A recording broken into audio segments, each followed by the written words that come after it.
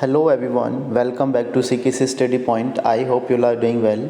So guys, आज की इस वीडियो में डिस्कस करेंगे that's question related to structure analysis and this particular concept related to conjugate beam method that again is very important topic for exam point of view.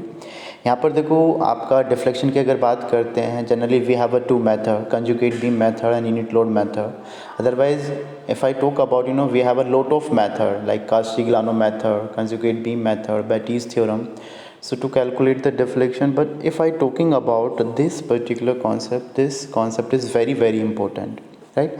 चलिए start करते हैं the language of this question. This question asked by the university I think in 2018-19, so that's why this question is very important. A simply supported beam of span 10 metre, एक हमारे पास कोई क्या है, कोई simply supported beam है जिसकी span कितनी है, स्पैन बोले तो that is the length of that particular girder, उसकी कितनी है, that is 10 metre and a point load of 150 kilonewton at a 5 meter from the left support. This is the left support, this is the right support. From the left support at a distance of 5 meter we have a point load 150 kilonewton. So using the conjugate beam method determine the slope at the support. That means हमें theta A theta B भी निकालना है and deflection under the load, deflection at this point, तीन चीज़ निकालनी है, theta A theta B and deflection that means delta under the point load, right. So now let's start the solution of this question. देखो firstly solution start करने से पहले आपको दो थ्योरम के बारे में बता देता हूँ what is the meaning of this.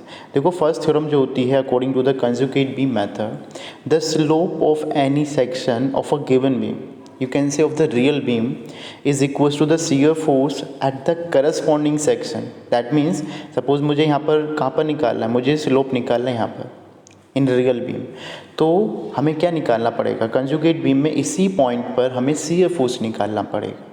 कहने का मतलब क्या है, यही पॉइंट है कि कंजुगेट बीम में we calculate the shear force at the same point at the same section. तो according to the theorem number 1, if I talking about the same in case of how to calculate the deflection, तो deflection के लिए जो हमारे पास point होगा, deflection at any point of a given beam is equals to bending moment at the corresponding section of a conjugate beam. तो उसी suppose मुझे यहाँ पर निकालना है, मुझे क्या करना है, रियल बीम में deflection, I want to calculate the deflection in real beam at point C. तो कंजुगेट बीम हम क्या निकालेंगे, बैंडिंग मोमेंट निकालेंगे at the same point at the same section. That means that is related to the theorem number 2 in conjugate beam method. तो ये आपको पता होना चाहिए. दूसरी चीज़ देखो, जब भी हम कंजुगेट बीम ड्रॉ करते हैं तो उसमें कुछ पॉइंट्स होते हैं. कंजुगेट बीम, जब रियल बीम को हम कंजुगेट बीम में ड्रॉ करते हैं तो आपको पता होना चाहिए, देखो अगर हमारे पास रोलर सपोर्ट है तो रोलर सपोर्ट में कोई कन्वर्जन नहीं होता, रोलर सपोर्ट ही रहता है. हिंज सपोर्ट में भी कोई कन्वर्जन नहीं होता है, hinge support is the hinge support in case of conjugate beam. But fix support है इन रियल बीम, तो जब van ever you convert this support into real conjugate beam, तो फिक्स आपका फ्री में कन्वर्ट हो जाता है. अगर आपके पास फ्री एंड होता है, फ्री सपोर्ट होता है, तो आपका वो फिक्स एंड में कन्वर्ट हो जाता है. एंड अगर आपके पास इंटरनल हिंज है तो वो इंटरनल रोलर में सपोर्ट हो जाता है, इंटरनल रोलर है तो वो इंटरनल हिंज में कन्वर्ट हो जाता है. ये कुछ इसके पॉइंट्स हैं जो कि आप एक बार प्लीज़ देख लीजिएगा, सारे पॉइंट आपको पता चल जाएगा. तो चलिए स्टार्ट करते हैं the solution of this question. देखो फर्स्टली आपको क्या करना है, in conjugate beam method you try to draw the bending moment diagram of the given section. जो रियल बीम हमको गिवन है उसका बैंडिंग मोमेंट डायग्राम ड्रॉ करने की कोशिश करिए. तो obviously whenever we draw the bending moment diagram of this, तो हमें रिएक्शन निकालना पड़ेगा. तो आर ए आर बी, ये देखो सिंपल बिल्कुल बेसिक आपको पता चल गया होगा. Using equilibrium equation R A plus R B is equals to what 150, and when we calculate the moment about B point is equals to कितना हो जाएगा, R A into 8, total gap कितना है 8 है, एंड 150 माइनस में आएगा क्योंकि anti clockwise है 150 इंटू 3. आर ए पॉजिटिव क्यों आ रहा है, बिकॉज ये कैसा मोमेंट क्रिएट कर रहा है, क्लॉकवाइज, तो that's why positive, and 150 anti clockwise create कर रहा है तो दैट्स वाई नेगेटिव होगा. परपेंडिकुलर डिस्टेंस कितनी फॉर 150, दैट इज 3.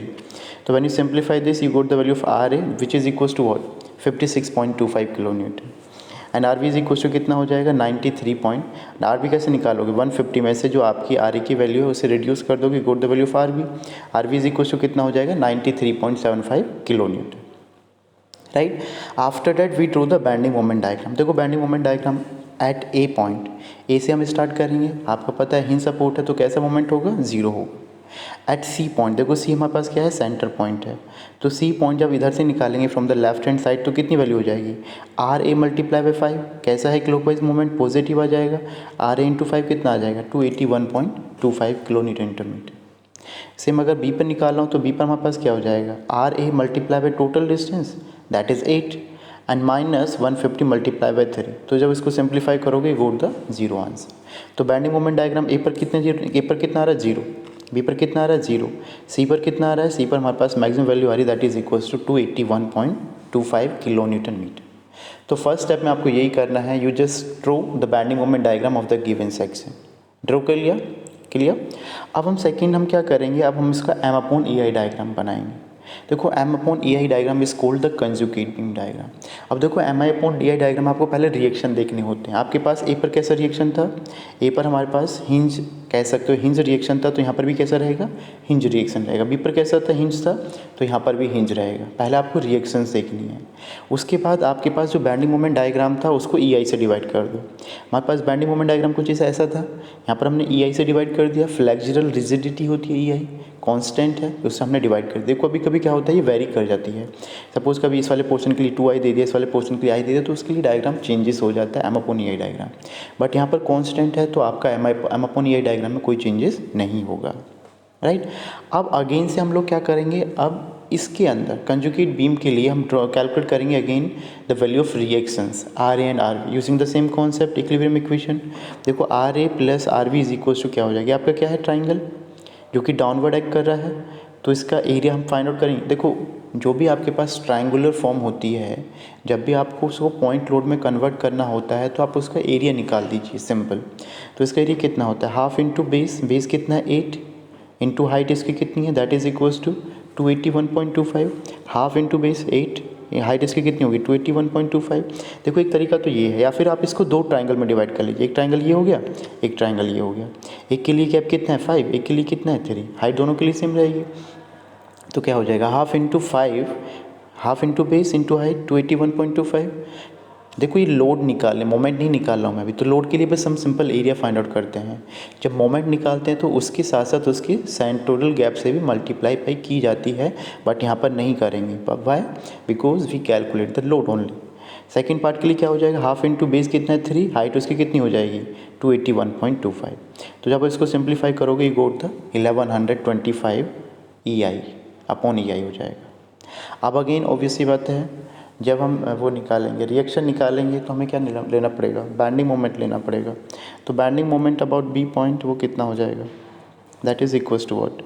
अब देखो मेरे पास ये बी पॉइंट था और आर ए था ये, सो आर ए मल्टीप्लाई बाई कैसी टेंडेंसी होगी क्लॉकवाइज, तो आर ए इंटू 8 हो जाएगा माइनस।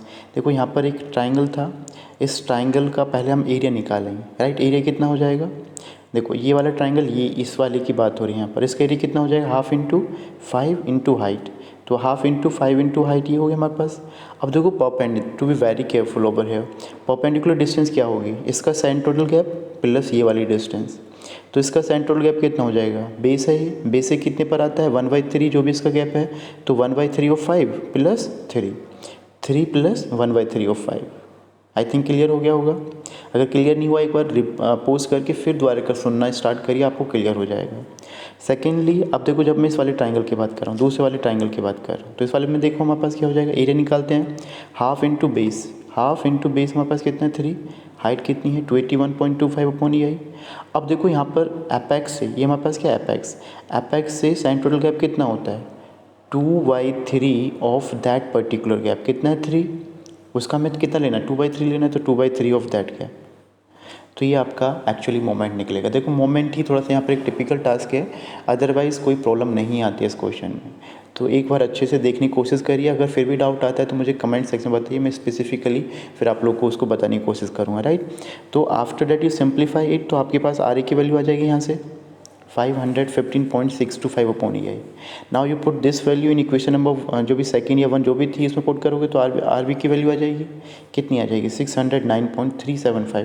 देखो इस वाली इक्वेशन में पुट करनी है, दिस वन, इस वाली इक्वेशन में आपको पुट करना है, नोट द फर्स्ट इक्वेशन जो आपकी आई थी, इसको आप सेकंड बोल सकते हो, right, don't confuse about it. अब ये निकल गया तो हम क्या निकाल सकते हैं, अब हमारे पास बस ये निकालना था। अब देखते हैं क्वेश्चन में पूछा क्या गया। क्वेश्चन में पूछा गया था find out the supports at slope at support. तो स्लोप की अगर बात की जा रही है तो हम क्या निकालेंगे, हम generally we just find out the shear force at A at B. Supports पर पूछा है। तीसरी चीज़ क्या पूछी थी, deflection at the under the load. तो under the load that means हमें डेल्टा सी निकालना है, this one is the delta C. चलो पहले हम थीटा ही निकाल लेते हैं। देखो थीटा के लिए मैंने जस्ट उसके राइट साइड में जो भी ए सपोर्ट था उसके राइट साइड में एक सेक्शन ले लिया। अब देखो यहाँ पर ध्यान से देखना है उसका साइन कन्वेंशन, शियर फोर्स का साइन कन्वेंशन क्या होता है। सपोज ये कोई सेक्शन है and right side of the section force act in downward direction and left side act in upward direction, तो हम कौन सा साइन यूज़ करेंगे, पॉजिटिव। एट द सेम अगर this one is the section, right side of the section force act in upward, left side downward, तो हम negative sign use करेंगे। तो देखो अगर मैं थीटा ए की बात कर रहा हूँ, थीटा ए के लेफ्ट साइड में आपका फोर्स आ रहा है जो कि कहाँ पर एक्ट कर रहा है, लेफ्ट साइड में अपवर्ड एक्ट कर रहा है। तो क्या यूज़ करेंगे हम, पॉजिटिव। तो कितना आ जाएगा, प्लस आर ए आ जाएगा, जो कि किसकी वैल्यू, रियल बी में किसकी वैल्यू हो जाएगी, theta A is equals to this unit. अब देखो थीटा भी निकालेंगे। सपोज मैंने उसके जस्ट इमीडिएट लेफ्ट साइड मैंने एक सेक्शन ले लिया है, तो इसके राइट हैंड साइड में अगर देखोगे this one is the your section के राइट हैंड साइड में आर बी, तो आर बी कहाँ पर एक्ट कर रहा है, अपवर्ड। तो राइट हैंड साइड अगर आपका रिएक्शन या कोई फोर्स अपवर्ड एक्ट कर रहा है तो उसके लिए हम क्या यूज़ करेंगे, नेगेटिव साइन। तो माइनस आर बी आ जाएगा, माइनस दिस, तो थीटा बी की वैल्यू हमारे पास -609.375/EI आ जाएगा। अब देखो हम क्या निकालेंगे, अब निकालेंगे बैंडिंग मोमेंट। दैट मीन्स अब देखो ये मुझे क्या निकालना है, बैंडिंग मोमेंट निकालना है about this point, about this section. अब देखो इसमें आपकी चॉइस है, you can consider left hand side, you can consider right hand side, कोई सा भी आप कंसीडर कर सकते हो। तो मैंने यहाँ पर लेफ्ट हैंड साइड ले लिया है, तो लेफ्ट हैंड साइड के लिए देखो हमारे पास क्या हो जाएगा, बैंडिंग मोमेंट सिंपल है, R A into this gap कैसा होगा, पॉजिटिव होगा। That means R A multiply by this gap, तो आपके पास मोमेंट हो जाएगा। अब कौन क्रिएट करेगा, ये भी तो क्रिएट करेगा ना। तो ये कितना हो जाएगा, इसका ट्राइंगल का एरिया निकाल लेंगे, half into base into height multiply by perpendicular gap.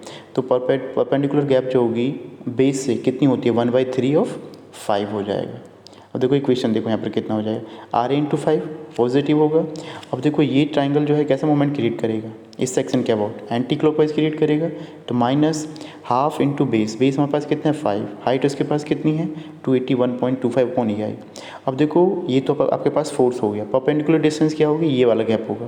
अब देखो ये जो है, ये देखो इसको बेस बोला जाता है, इसको एपेक्स बोला जाता है, इसको भी एपेक्स बोला जाता है। तो एपेक्स से हमारे पास जो गैप होता है वो कितने पर होता है, 2/3 ऑफ दैट डिस्टेंस। बेस से कितने पर होता है, 1/3 पर होता है। तो ये 1/3/5, तो 1/3/5 हो जाएगा। जब आप इसको सिंप्लीफाई करोगे कंप्लीट को, you got this answer 1406.25/EI। तो फाइनली यही आपकी किसकी वैल्यू हो जाएगी, डेल्टा सी, कहाँ पर, रियल बीम पर।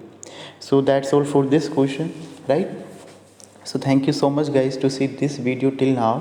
एंड अगर अभी भी आपको कोई डाउट है तो प्लीज़ मुझे कमेंट करके बता सकते हैं, सर मुझे इस वाले पॉइंट पर डाउट है, तो मैं आपका फिर वो डाउट भी क्लियर करूँगा, राइट। उसके अलावा अगर आपका कोई भी डाउट है तो प्लीज़ वो भी मुझे कमेंट सेक्शन में लिख कर बता सकते हैं। And if you are the new student over here तो please subscribe this channel and share this video to your friends that's create the uses of this particular that's इसका यूज़ कर सकें अच्छे से अच्छा इस वीडियो का, राइट। सो गाइज मिलते हैं नेक्स्ट वीडियो में, तब तक के लिए जय हिंद जय भारत।